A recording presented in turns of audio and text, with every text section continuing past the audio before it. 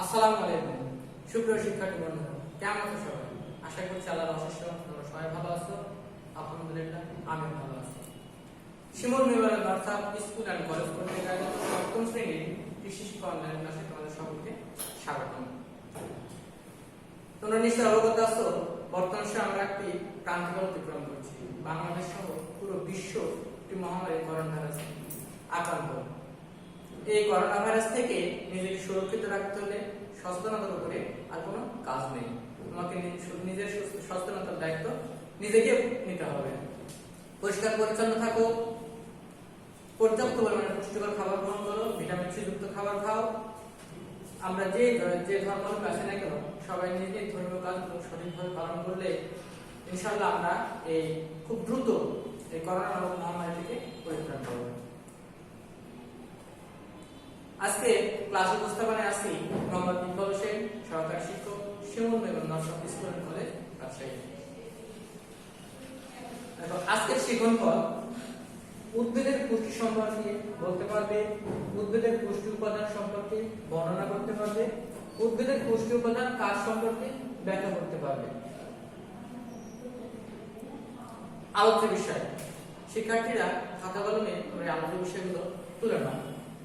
আজকে আলোচ্য বিষয় দেখো, কৃষি উপকরণ, উদ্ভিদের পুষ্টি উপাদান, উদ্ভিদের পুষ্টি উপাদানের শ্রেণীবিভাগ, উদ্ভিদের পুষ্টি উপাদানের উৎস, উদ্ভিদের পুষ্টি উপাদানের কাজ।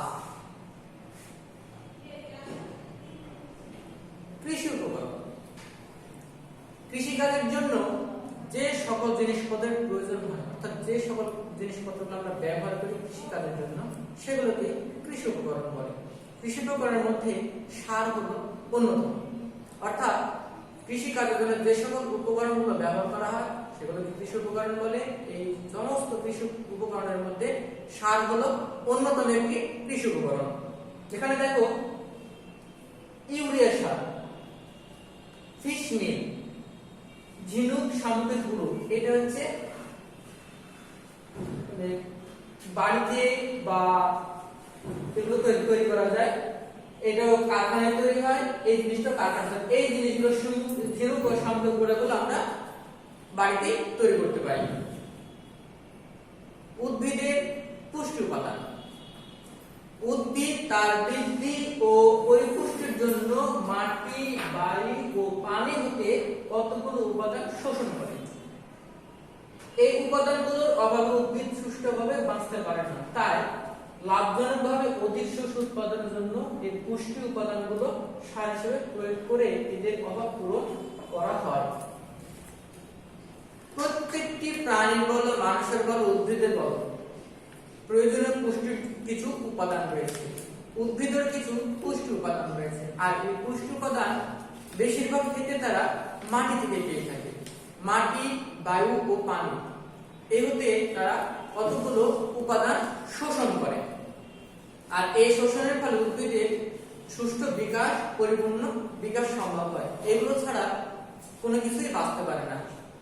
বায়ু ছাড়া পৃথিবীতে কোনো কিছুরই বেঁচে থাকার অস্তিত্ব পাওয়া যাবে না। তাই সঠিকভাবে উদ্ভিদ বলো, মানুষ বলো, এদের বেঁচে থাকার জন্য বায়ু অত্যন্ত কার্যকর একটি জিনিস। এই উপাদানগুলোকে উদ্ভিদের পুষ্টি উপাদান বলে। অর্থাৎ মাটি, পানি ও বায়ু, এই উপাদানগুলো উদ্ভিদের পুষ্টি উপাদান।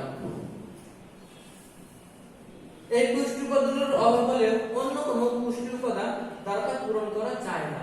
অর্থাৎ মাটির মাধ্যমে যে পুষ্টি উপাদান গাছ গ্রহণ করে, সেগুলো কি অন্য কোনো কিছু দ্বারা গ্রহণ করা সম্ভব না। পানি দ্বারা যে পুষ্টি উপাদান গাছ গ্রহণ করে, অর্থাৎ উদ্ভিদ গ্রহণ করে, সেটা কিন্তু অন্য কোনো কিছু দিয়ে সম্ভব না। বাতাস করে দ্বারা যে সকল পুষ্টি উপাদান গ্রহণ করে, সেগুলো কিন্তু অন্য কোনো কিছু দিয়ে সম্ভব না। অর্থাৎ মাটির পুষ্টি উপাদান বায়ু গ্রহণ করতে পারবে না, বায়ুর পুষ্টি উপাদান পানি, মাটি গ্রহণ করতে পারবে না, পানির পুষ্টি উপাদান বায়ু ও মাটি গ্রহণ করতে পারবে না। তাই এই পুষ্টি উপাদানগুলোকে অত্যাবশ্যকীয় পুষ্টি উপাদান বলে। এই পুষ্টি উপাদানগুলো অত্যন্ত জরুরি এবং অত্যাবশ্যক। পুষ্টি উপাদানের শ্রেণী বিভাগ, উদ্ভিদের পুষ্টি উপাদান হলো 17টি। উদ্ভিদের পুষ্টি উপাদান 17টি। উদ্ভিদের গ্রহণ মাত্রার উপর ভিত্তি করে এই 30টি পুষ্টি উপাদানগুলোকে দুইটি শ্রেণীতে বিভক্ত করা যায়। অর্থাৎ উদ্ভিদের গ্রহণ মাত্রার উপর ভিত্তি করে এই পুষ্টি উপাদানগুলোকে আমরা দুইটি শ্রেণীতে বিভক্ত করেছি। দেখো, প্রথমটা হচ্ছে মুখ্য পুষ্টি উপাদান। এই পুষ্টি উপাদানগুলো হলো 9টি, অর্থাৎ 17টির মধ্যে দুইটি ভাগে বিভক্ত করা হয়েছে, মুখ্য পুষ্টি উপাদান আর হচ্ছে গৌণ পুষ্টি উপাদান। অর্থাৎ মুখ্য পুষ্টি উপাদানের মধ্যে আছে 9টি এবং গৌণ পুষ্টি উপাদানের মধ্যে আছে 8টি, মোট 17টি পুষ্টি উপাদান। উদ্ভিদের স্বাভাবিক বৃদ্ধির জন্য এই পুষ্টি উপাদানগুলো অধিক পরিমাণে ব্যবহৃত হয়। অর্থাৎ এই 9টি উপাদান উদ্ভিদের মেইন কাজগুলো করে থাকে। যেমন carbon, hydrogen, oxygen, nitrogen, phosphorus, potassium, calcium, magnesium ও সালফার। এই 9টি পুষ্টি উপাদান উদ্ভিদের প্রধান কাজগুলো করে থাকে। আরটি দেখো, গৌণ পুষ্টি উপাদান। এই পুষ্টি উপাদান হলো 8টি। তাহলে মুখ্য পুষ্টি উপাদান আমরা কয়টা পেয়েছি? 9টি। গৌণ উপাদানে কয়টি আছে? 8টি। উদ্ভিদের স্বাভাবিক বৃদ্ধির জন্য এই পুষ্টি উপাদানগুলো অল্প মাত্রায় প্রয়োজন পড়ে। অর্থাৎ মুখ্য পুষ্টি উপাদানগুলো উদ্ভিদের স্বাভাবিক বৃদ্ধির জন্য অধিক পরিমাণে প্রয়োজন হয় এবং গৌণ পুষ্টি উপাদানগুলো অল্প মাত্রায় ব্যবহার করতে হয়। এগুলো অল্প মাত্রায় ব্যবহৃত হলেও উদ্ভিদের জীবন রক্ষার জন্য অত্যাবশ্যক। যেমন লৌহ, ম্যাঙ্গানিজ, মলিবডেনাম, তামা, দস্তা, বোরন, ক্লোরিন, কোবাল্ট। এগুলো কিন্তু অত্যাবশ্যকীয় উপাদান নয়, কিন্তু এগুলো ব্যবহার করতে হবে। 17টির মধ্যে আমরা 9টি পেয়েছি মুখ্য পুষ্টি উপাদান এবং 8টি পেয়েছি গৌণ পুষ্টি উপাদানের মধ্যে। পুষ্টি উপাদানের উৎস, আসলে কোন কোন উৎস হতে এই পুষ্টি উপাদানগুলো আমরা পেয়ে থাকি আসলে আমরা জেনে নিই।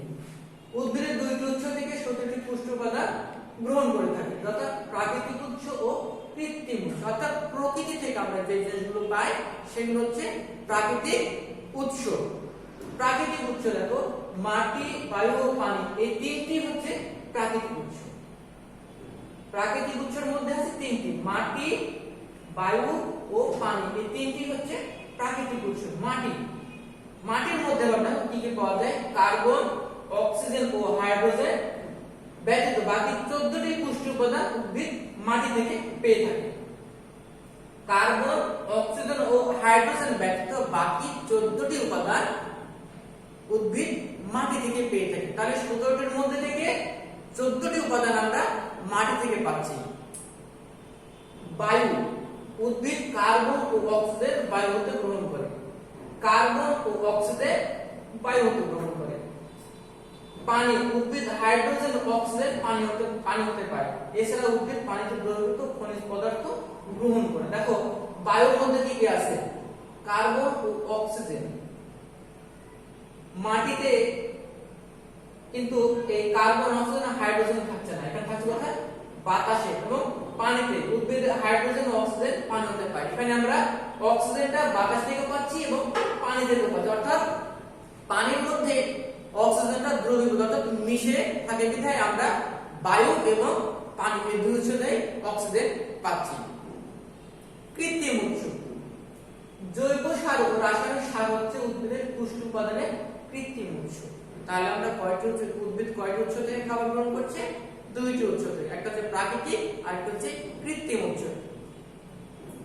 জৈব সার, উদ্ভিদের পুষ্টি উপাদানের সবগুলোই জৈব সারে পাওয়া যায়। অর্থাৎ উদ্ভিদের পুষ্টি উপাদানের যে সকল উপাদান রয়েছে তার সবকিছুই প্রায় জৈব সার থেকে পেয়ে থাকে। গোবর, কম্পোস্ট, আবর্জনা, খড়কুটা ও আগাছা পচিয়ে জৈব সার হিসেবে ব্যবহার করা হয়। অর্থাৎ গোবর, কম্পোস্ট, আবর্জনা, খড়কুটো ও আগাছা এই সবগুলোকে একসঙ্গে পচিয়ে যেটা তৈরি হয় সেটা হচ্ছে জৈব সার। রাসায়নিক সার, ইউরিয়াতে নাইট্রোজেন, টিএসপিতে ফসফরাস, এমওপিতে পটাশিয়াম ও জিপসামে ক্যালসিয়ামের প্রাধান্য থাকে। তাহলে জৈব সার উদ্ভিদের অত্যন্ত গুরুত্বপূর্ণ একটা বিষয়। জৈব সার ব্যতীত কোনো ফসল উৎপাদন করা সম্ভব নয়। রাসায়নিক সার যেমন উপকার আছে আছে ঠিক তেমন ক্ষতিকর দিকটাও আছে। রাসায়নিক সার প্রয়োজন মতো ব্যবহার করতে হবে। প্রয়োজনের অতিরিক্ত মাত্রায় হলে রাসায়নিক সারটা ফসলের জন্য অত্যন্ত ক্ষতিকর। কিন্তু জৈব সারটা যদি প্রয়োজনের একটু অতিরিক্ত হয়ে যায় তাহলে সেটা কিন্তু ফসলের জন্য তেমন ক্ষতিকর প্রভাব ফেলে না। শুধু রাসায়নিক সারটাই প্রয়োজনের অতিরিক্ত মাত্রায় ব্যবহার করলে সেটা ক্ষতিকর কারণ হয়ে দাঁড়ায়। পুষ্টি উপাদানের কাজ, তাহলে প্রত্যেকটি পুষ্টি উপাদানের কোনো না কোনো কাজ আছে। দেখো, উদ্ভিদের জীবন চক্রে বিভিন্ন পুষ্টি উপাদান বিভিন্ন কাজ করে থাকে। নিচে উদ্ভিদের গুরুত্বপূর্ণ কয়েকটি পুষ্টি উপাদানের কার্যাবলী বর্ণনা করা হলো। নাইট্রোজেনের কাজ। নাইট্রোজেনের কাজ কি? গাছকে ঘন সবুজ রাখে, গাছের পাতা, কাণ্ড ও ডালপালা বৃদ্ধি ঘটায়। নাইট্রোজেনের কাছে গাছকে ঘন সবুজ রাখে, গাছের পাতা, কাণ্ড ও ডালপালা বৃদ্ধি ঘটায়, অধিক কুশি সৃষ্টিতে সহায়তা করে। অর্থাৎ নতুন ভাবে ডাল গজানোর ক্ষেত্রে নাইট্রোজেন অধিক পরিমাণে কাজ করে। দানা জাতীয় ফসলের আমিষের পরিমাণ বৃদ্ধি করে। অর্থাৎ দানা জাতীয় ফসল কোনগুলো? ধান, গম, মসুর, অর্থাৎ ডাল জাতীয় এবং চাল জাতীয় যে সকল ফসলগুলো আছে সেগুলো হচ্ছে দানা জাতীয় ফসল। দানা জাতীয় ফসলের আমিষের পরিমাণ বৃদ্ধি পায়, ফলের আকার আকৃতি বড় হয়। অর্থাৎ তুলনামূলকভাবে ফলটা স্বাভাবিকভাবে যেটা হবে তার চেয়ে একটু হলেও বৃদ্ধি ঘটবে এই নাইট্রোজেনের প্রভাবে। ফসফরাসের কাজ, উদ্ভিদের শিকড় গঠনে সাহায্য করে। একটি গাছ যদি তার শিকড়গুলোকে পরিপুষ্টভাবে তৈরি করতে না পারে তাহলে সেই গাছটি কখনো সুন্দর একটা ফল দিতে পারে না। গাছ যদি পরিপুষ্ট হয়, গাছ থেকে যে বীজটা পাওয়া যাবে সেটা অবশ্যই পরিপুষ্ট হবে। সময় মতো ফুল ফোটায় ও ফসল পাকায়। অনেক সময় ফুল ফুটতে অনেক দেরি হয় বা ফসল পাকতে অনেক দেরি হয়। এই ফসফরাসের কাজ হলো সময় মতো ফুল ফোটা, অর্থাৎ নির্ধারিত সময়ের মধ্যেই এই ফসফরাস ফুল ফোটাতে সাহায্য করবে এবং ফসল পরিপক্ব করবে। ফসলের গুণগত মান বাড়ায়। শুধু ফসল ভালো হলেই যে তার গুণগত মান ঠিক থাকে তা কিন্তু না।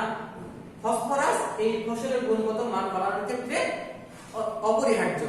পটাশিয়ামের কাজ, শক্ত ও মজবুত কাণ্ড গঠনে সহায়তা করে। অর্থাৎ তার কাণ্ড শক্ত ও মজবুত হতে হবে। ধানের শীষ যেটাতে বেরা সেটা যদি মজবুত না হয় তাহলে কি হবে? একটু বাতাসে ধানের শীষটা পড়ে যাবে, আর যদি পড়ে যায় সেক্ষেত্রে কি হবে? ফলনটা কিন্তু অনেকাংশে কমে যাবে। উদ্ভিদের রোগ প্রতিরোধ ক্ষমতা বাড়ে। মানুষের যেমন রোগ প্রতিরোধ রোগ আছে শরীরে, উদ্ভিদের ঠিক এরকম রোগ আছে। এই রোগ প্রতিরোধ বাড়ানোর জন্য পটাশিয়াম গুরুত্বপূর্ণ ভূমিকা পালন করে। উদ্ভিদের পাতা, কাণ্ড ফসলের বৃদ্ধি সমুন্নত রাখে। উদ্ভিদের পাতা, গাছ কোথা থেকে খাদ্য গ্রহণ করে? জানো? পাতা থেকে। এই পাতা যদি সঠিক না হয় তাহলে গাছ পরিপূর্ণভাবে খাদ্য গ্রহণ করতে পারবে না। কাণ্ড মানে কি? ডাল, অর্থাৎ সেই খাদ্যটা ডালের মাধ্যমে গাছের ভিতরে প্রবেশ করবে ও ফলের বৃদ্ধি ঘটে, এবং যেখানে যে ফলটা হবে সেই ফলটা বৃদ্ধি ঘটে, অর্থাৎ সুন্দর একটা আকৃতিতে নিয়ে আসবে। গাছের শিকড় বৃদ্ধি করে। এই ফসফরাসে কিন্তু দেখো গাছের শিকড় গঠনে সহায়তা করছে। পটাশিয়ামের কাজও গাছের শিকড় বৃদ্ধিতে সহায়তা করে। দানাজাতীয় শস্যের দানা পুষ্ট করে। অর্থাৎ দানাজাতীয় শস্যের মসুর, ডাল, ধান, গম এই জাতীয় ফসলের দানাগুলো পুষ্ট করে, অর্থাৎ সুন্দর একটা আকৃতি বা একটা পরিপূর্ণতা দান করে। ক্যালসিয়ামের কাজ, উদ্ভিদের মূল গঠন ও বৃদ্ধিতে সহায়তা করে। মূল, গাছের একটা মূল থাকে সরাসরি সোজাসুজি একবারে মাটির নিচের দিকে চলে যায়। এই মূলটাকে মূল গঠন ও বৃদ্ধিতে সহায়তা করে, অর্থাৎ মূলটাকে সুন্দর আকৃতি বা পরিপূর্ণভাবে বৃদ্ধিতে সহায়তা করে। উদ্ভিদ কোষকে শক্তি প্রদান করে। তো মানুষের শরীরে যেমন কোষ আছে, উদ্ভিদের শরীরে ঠিক সেরকম কিছু সেল বা কোষ আছে। এই কোষগুলোকে শক্তিশালী করে। ডাল ফসলের ফলন বাড়ায়। অর্থাৎ ডাল জাতীয় যে ফসল, মসুর বলো, কালাই বলো, মুগ ডাল বলো, এই ডাল জাতীয় যত ফসল আছে সেই ফসলের কি করবে? ফলন বাড়ায়। ফল জাতীয় শস্যের কাণ্ড শক্ত করে। ফল জাতীয় শস্য, আম, জাম, লিচু, কাঁঠাল এগুলো হচ্ছে ফল জাতীয় শস্য। এই শস্যের কাণ্ড অর্থাৎ ডালগুলোকে শক্ত করে। খাদ্য শস্যে ক্যালসিয়ামের পরিমাণ বাড়ায়। খাদ্যের মধ্যে যে ক্যালসিয়াম থাকে সেই ক্যালসিয়ামের পরিমাণ বাড়াতে ক্যালসিয়াম কাজ করে। ম্যাগনেসিয়ামের কাজ, সালোক সংশ্লেষণে সহায়তা করে। ফসফরাস শোষণে সহায়তা করে। অর্থাৎ ফসফরাস যদি অতিরিক্ত হয়ে যায় সেটা শোষণ করে। চর্বি ও শর্করা জাতীয় খাদ্য তৈরিতে সাহায্য করে, সবুজ রং রক্ষায় সহায়তা করে। দেখো আমরা প্রথমে পড়েছি নাইট্রোজেন সবুজ গাছের পাতা সবুজ রং বাড়াতে সাহায্য করে, এখানে ম্যাগনেসিয়ামের কথাটা সবুজ রং রক্ষায় সহায়তা করে। অর্থাৎ কিছু কিছু সার আছে যেগুলোর কার্যপ্রণালী প্রায় একটা সারের সঙ্গে একটা অটোমেটিক্যালি মিলে যায়।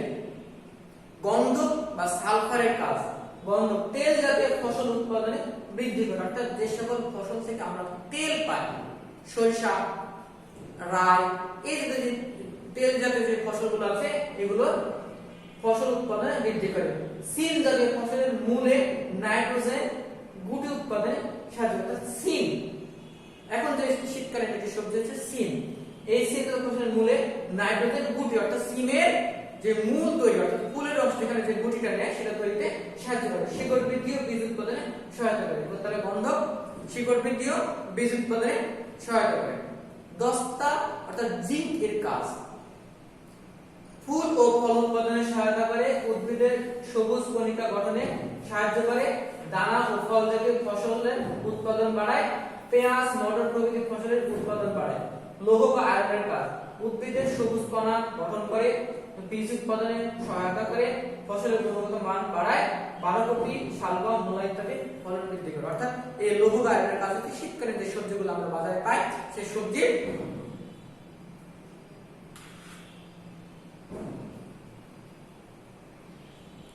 অর্থাৎ আমরা শীতকালে যে সবজিগুলো পাই সেই সবজিগুলো গঠনে অর্থাৎ পূর্ণতা নিয়ে আসার জন্য এই লৌহ বা আয়রন অধিক পরিমাণে কার্যকরী। শিক্ষার্থীরা আমরা আজকে আলোচনাটা একেবারে শেষ পর্যায়ে চলে এসেছি। আশা করি তোমরা ক্লাসটা মনোযোগ সহকারে দেখেছো এবং তোমাদের পাঠ্য বইটা অত্যন্ত গুরুত্ব সহকারে পড়বে। মূল্যায়ন, সার কি? সার হলো উদ্ভিদের পুষ্টির আধার। পুষ্টি উপাদানকে কয়টি ভাগ করা যায়? পুষ্টি উপাদানকে আমরা দুইটি ভাগে ভাগ করেছি। নাইট্রোজেনের কাজ কি? আমরা আগে দেখলাম নাইট্রোজেনের কাজ হচ্ছে গাছের পাতা সবুজ রং বৃদ্ধিতে সহায়তা করে। পুষ্টি উপাদানগুলোর নাম বলো, একটা হচ্ছে মুখ্য পুষ্টি উপাদান আর একটা হচ্ছে গৌণ পুষ্টি উপাদান। আগামী দিন তোমাদের আবার ক্লাস নেওয়া হবে। সেই পর্যন্ত সবাই ভালো থাকো, সুস্থ থাকো, নিয়ম মতো বাসায় অবস্থান করো, সরকারি বিধিনিষেধগুলো সবাই মেনে চলবে, কারণ করোনা পরিস্থিতিতে আমরা আবার একটা ভয়াবহ মধ্যে চলে যাচ্ছি। বর্তমানে আবার আস্তে আস্তে এই শীতের মধ্যে করোনা একটু প্রভাব আরো বাড়বে, অলরেডি বাড়তে শুরু করে দিয়েছি। তোমরা যতটুকু সম্ভব বাসায় অবস্থান করো, খুব প্রয়োজন ব্যতীত বাসায় বাইরে যাবে না, আর বাইরে গেলে অবশ্যই মাস্ক ইউজ করবে। সবাইকে আগামী ক্লাস দেখার আমন্ত্রণ জানিয়ে আজকের মতো বিদায় নিচ্ছি। ধন্যবাদ। আসসালামু আলাইকুম।